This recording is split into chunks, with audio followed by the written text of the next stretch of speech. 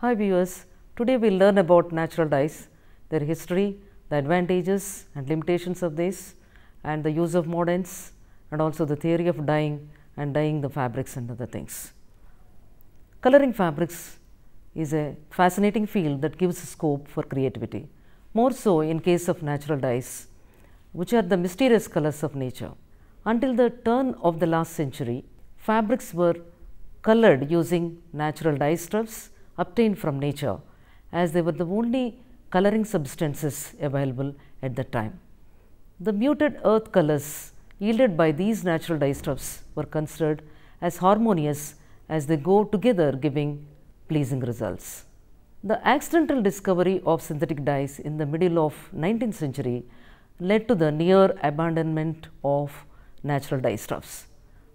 Synthetic dyes, due to their abundant availability, simplicity in application and relatively inexpensive nature, dominated the trade, and therefore the unlocking of nature's secret colors became a lost art.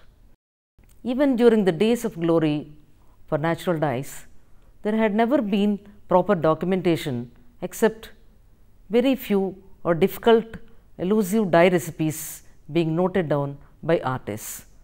Thus, the knowledge and skill that has been experienced by people has been lost, and refinement were forgotten. Today, the faded antiquity is unveiling due to the concern manifested globally for saving the environment from pollution. Production of synthetic dyes involves many violent chemical reactions, and the byproducts formed must be discharged in water or in the atmosphere.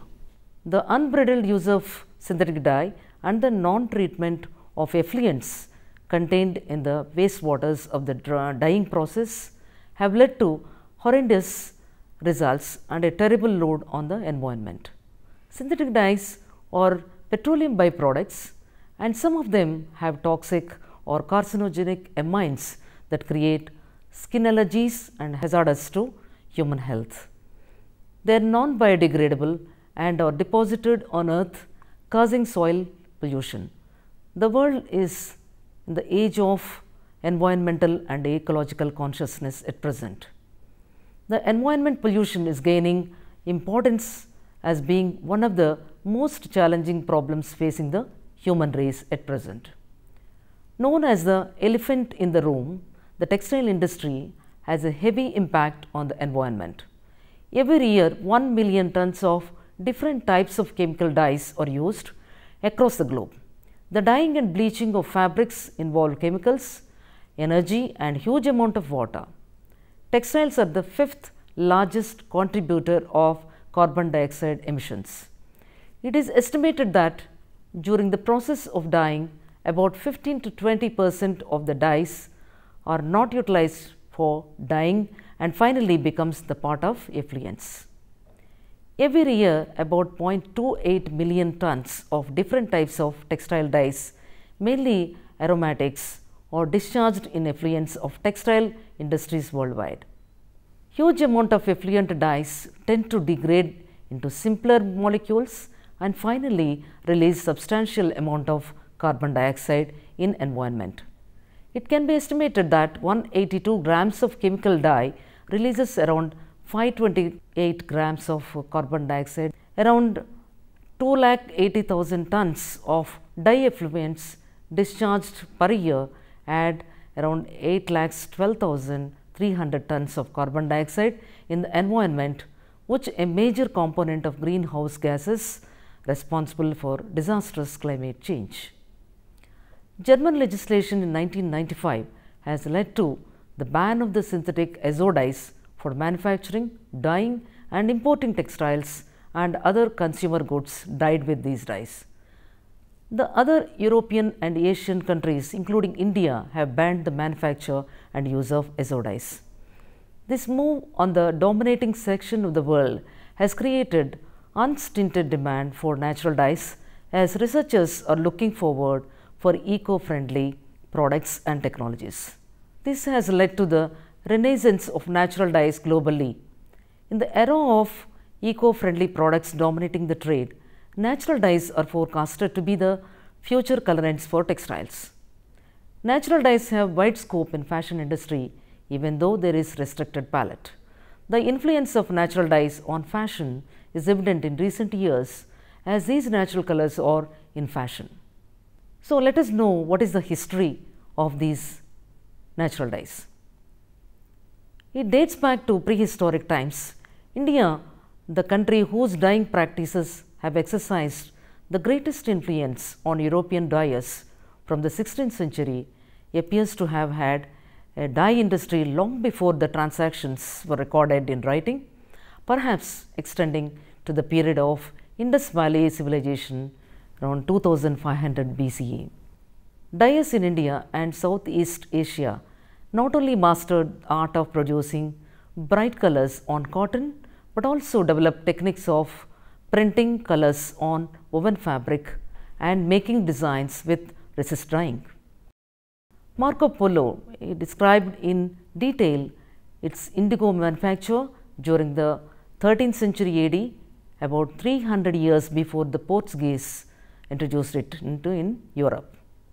Among the ancient people, the Egyptians of the Middle Kingdom not only dyed textiles, but also understood the use of mordants.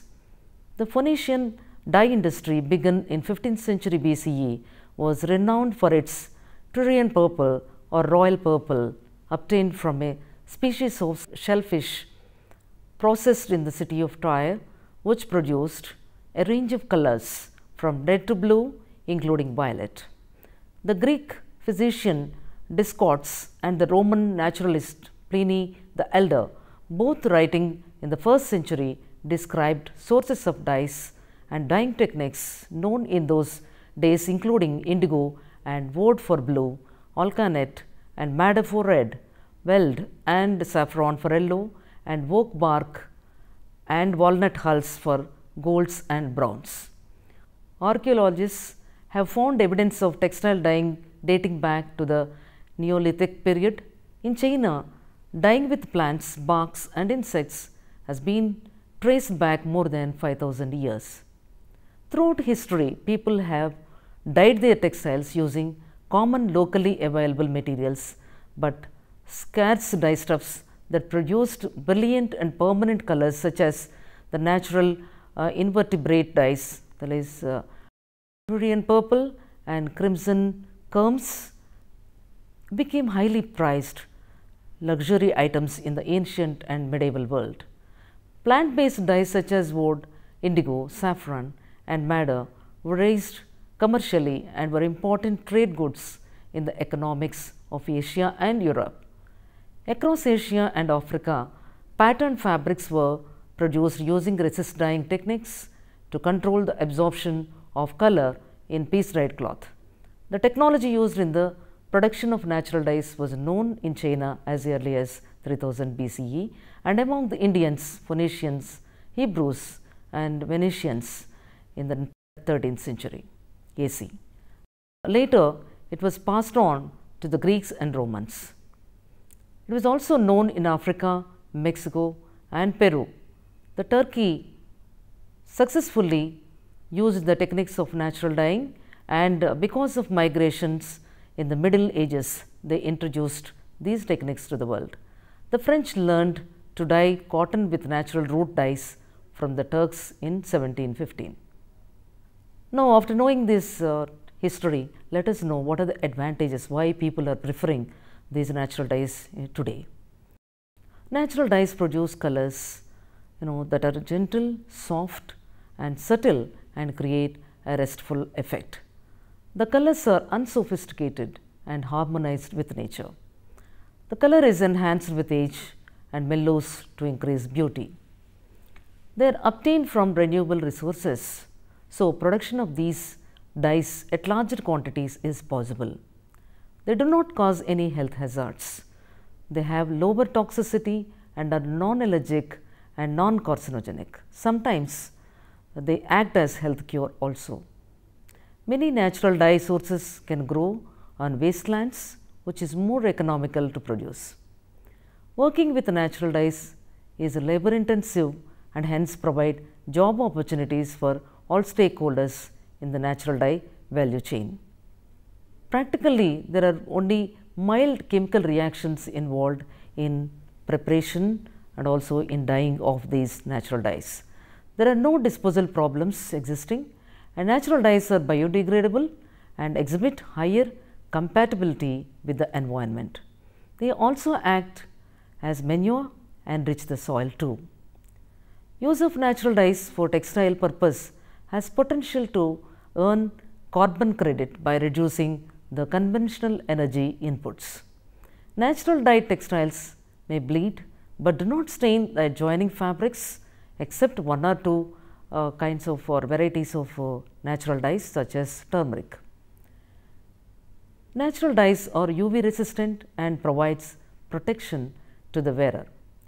Natural dyed fabrics are generally moth resistant and can be stored safely without any anti-moth material.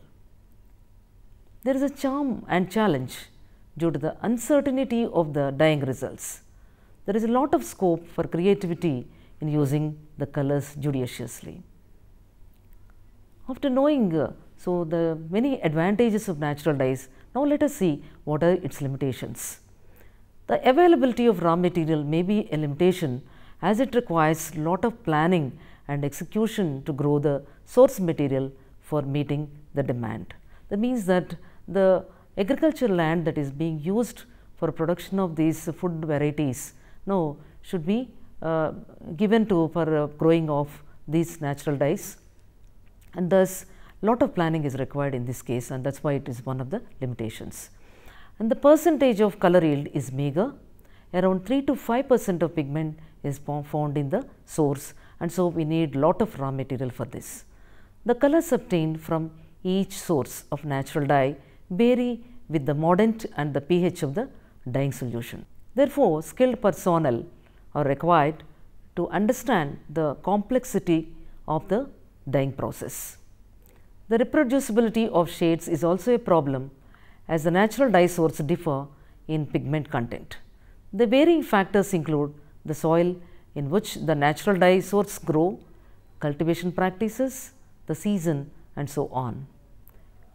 Availability of precise technical knowledge of dye extraction from source, mordanting and dyeing methods is inadequate. Only limited number of suitable dyes are available for dyeing, even though many sources of natural dyes can give the color. Natural fibers such as wool, silk, linen, and cotton can only be dyed satisfactorily using natural dyes. The application of the dyes on other fibers is still under research, and we need a lot of standardization in this case. The difficulty in blending dye shades from different sources limits the use of natural dyes, whereas it is very easy to do it in the case of synthetic dyes, but it is very difficult in the case of natural dyes to mix the dyes and get different colors. Inadequate scientific backup for standard conditions of natural dyeing, which needs to be explored. Natural dyes are generally less substantive with the fibers. This leads to improper fixation of the dye on the fiber, even with the use of mordants. Inadequate fastness properties are found in majority of the natural dyes, even with the use of mordants. And this is now being addressed at present through research. Then consideration of the cost factor, because it is a labor intensive dyeing or extraction process, and so we need other inputs also. Of course, we do not have many chemicals, but the dye stuff and the labor and other energy and all in order to bring the higher temperature may be costing little more than the synthetic dye, but we will be able to address this particular limitation in natural dye through commercialization of this process. So, after knowing the advantages and limitations of these natural dyes, you must be very curious to know what are the sources of natural dyes. As far as natural dye sources are concerned, India had a virtual monopoly in their production and applications. It is evident from the literature that around 500 plants can give rise to natural colors. Few animal and mineral sources are also known to produce very striking colors. Natural dyes are extracted from the roots, stems, leaves, flowers and fruits of various plants and dried bodies of certain insects and minerals. If you see, you know that you are around you, there are many trees, and there are flowers, there are barks, there are roots and there are leaves also.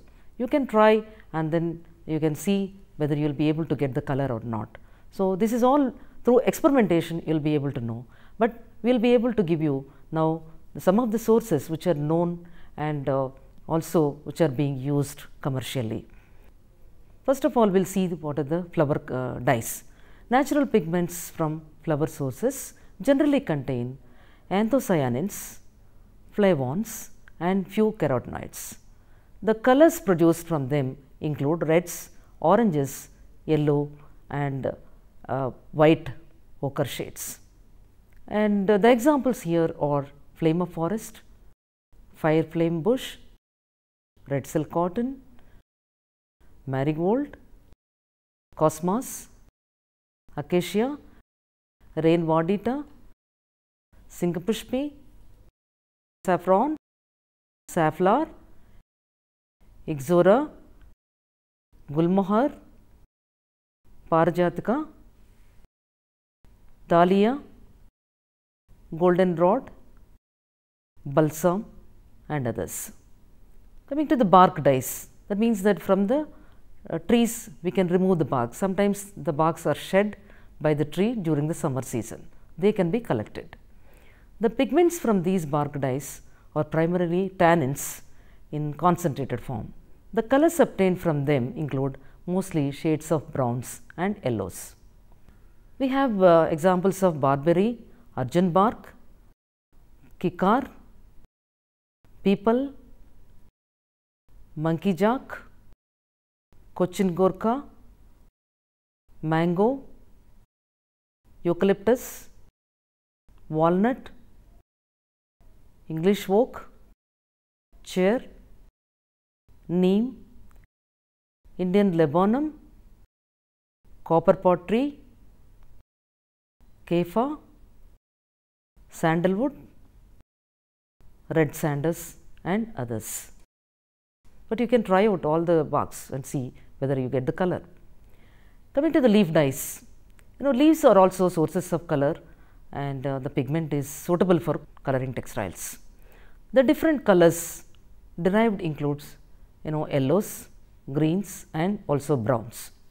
The examples are the neem again, the peach, the apricot, lychee, eupatorium, lanterna, teak, goldenrod, hemilia, trailing eclipta, woad, indigo, blackberry, veld, lily, elder, all, henna and acalypha.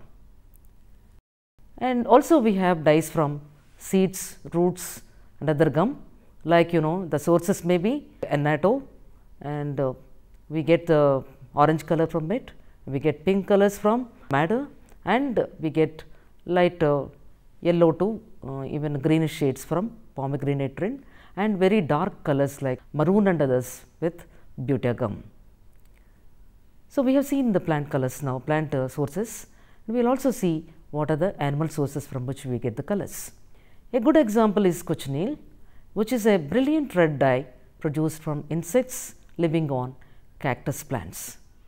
The properties of the cochineal bug were discovered by pre-Columbian Indians who would dry the females in the sun and then ground the dried bodies to produce a rich red powder. When mixed with water, the powder produced a deep vibrant red coloring. Cochineal is still harvested today on the Canary Islands. In fact, most cherries today are given their bright red appearance through the artificial color caramin, which comes from the cochineal insect. Like another important animal source also gives red color. Tyrian purple is another dye from molasses. And coming to the mineral dyes, these include various metal salts and metal oxides. The metal or the mineral dyes most commonly used for dyeing are cinnabar, red lead, red ochre, ultramarine ink, white and yellow ochre. Mineral khaki, a mineral coloring matter, has been used to dye military uniforms. And now let us see what is the classification, how these are being classified.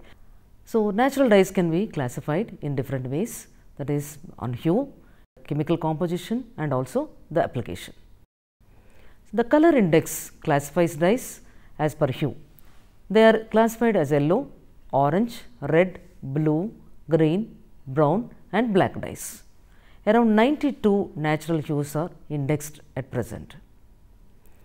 As per chemical composition, they are classified as anthraquinone dyes, indigoid dyes, flavonoid or flavon dyes, alpha naphthoquinone dyes, anthocyanidins, dihydropyrans and carotenoids. Based on the application, natural dyes are classified as direct, mordant, vat, acid, basic or cationic and dispersed dyes. And let us see the mordants that are being used in natural dyes. Without mordants, we cannot dye, especially cottons and other cellulosic fibers. So, a mordant is an element which aids the chemical reaction that takes place between the dye and the fiber, so that the dye is absorbed by the fabric. Containers used for dyeing must be non-reactive, that is, it must be enamel, stainless steel. Otherwise, what happens is the metal or whatever that is present, that oozes out from it, it will be taken up by the fabric and then you will not be get genuine colors. Brass, copper or iron pots will be used for mordanting. Not all dyes need mordants to help them adhere to fabric. If they need no mordants, such as annatto, lichens and walnut, they are called substantive dyes. That means that they can come without any mordant, without any problem. If they do need a mordant, they are called adjective dyes. And now let us see metallic mordants. Metallic mordants such as alum, it helps to produce evenness and brightness slightly. Then we have iron mordants, which saddens or darken colors, bringing out green shades. Tin mordants, they bloom or brighten the colors, especially reds, oranges and yellows. Then copper sulphate, it darkens the colors and brings out greens. And then we have a tannic acid, which enhances tans and browns. This is extensively used for mordanting of many browns and blacks. Tannin and tannic acid is present in barks, leaves, fruits and galls of many plants, and they are mostly used for leather. Among the natural tannins used for textiles, myrobalans and sumac are important. Then coming to oil mordants, they are used mainly in the dyeing of turkey red color from madder.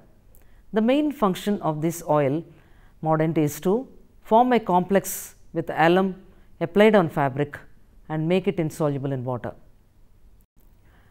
Coming to the mordanting methods, we have different mordanting methods. Here, the selection of the mordant is important, as the color shade depends on the type of mordant used, and also the mordant method influences the final shade achieved with natural dyes. There are three methods here: the pre, simultaneous and post mordanting methods. It is based on the stage at which the textiles are mordanted and also used depending upon the dye. We have a pre-mordanting method, that means that the fabric is mordanted, or the yarn or the fiber is mordanted, and then the fabric is dyed. And in simultaneous mordanting, the mordant is simultaneously added to the dye bath and the fabric is dyed along with the mordant. In case of post mordanting method, in this the fabric is first dyed and then mordanted later. And then after knowing all these mordanting methods and what are the mordants used and what are the sources of dyes that are present, and we should know how to extract the dye from these sources. The extraction of coloring component from the dye source is an important aspect, as it influences the shades and control the cost of the dye and dyeing process. The objective of extraction is to extract maximum color from the source, even though the method depends on the chemical composition of the dyes. Now, we have some extraction methods that are in vogue. One is the most important extraction method is aqueous extraction. That means that dye is placed in water, and then without adding any chemical we are going to extract it by boiling it for around say 1 hour, and then remove all the source material and make it ready for dyeing. And we have another method called acidic extraction method. In this, some of the natural dyes which are pH sensitive, they will give a good color when the solution is little acidic. And so, in water some acid like acetic acid is added in order to make it little acidic, that means around 4 pH or so.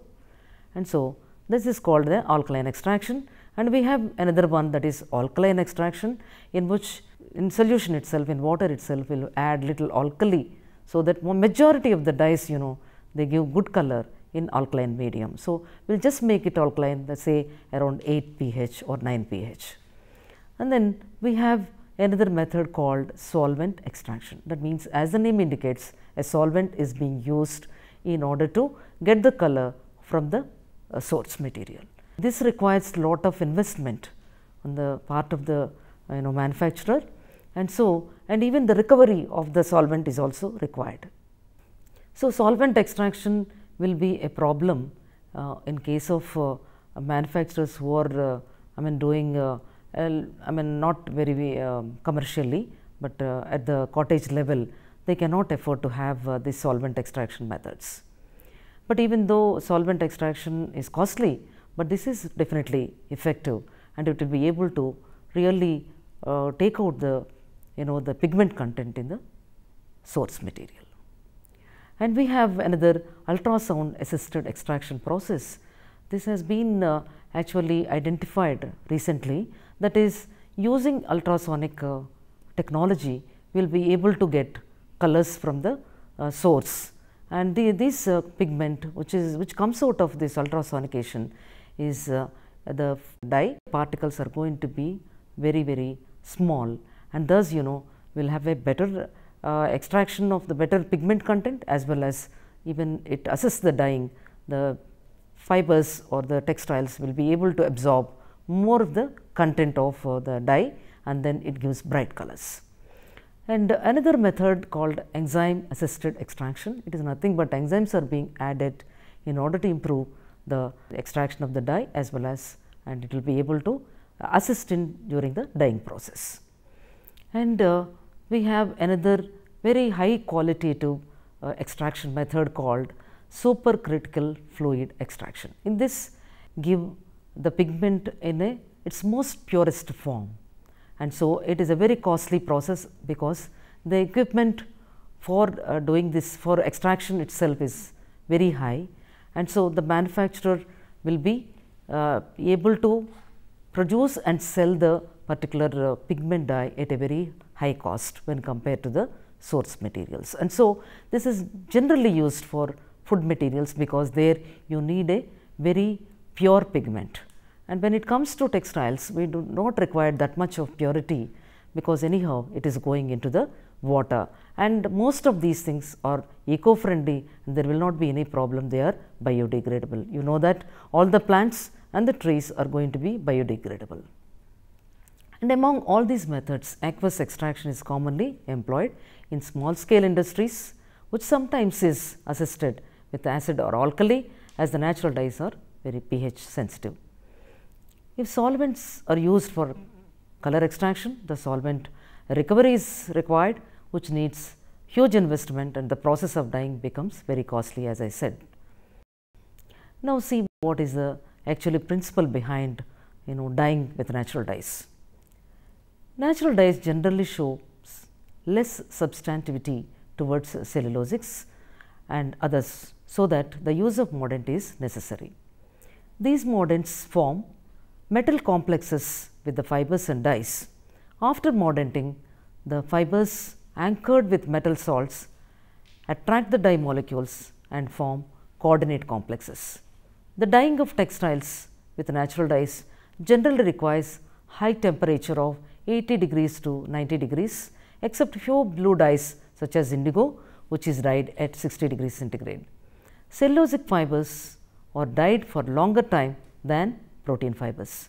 Pre-treatment with tannins present in either myrobalan or gallnuts is given to cellulosics before mordanting to enhance the color and improve color fastness.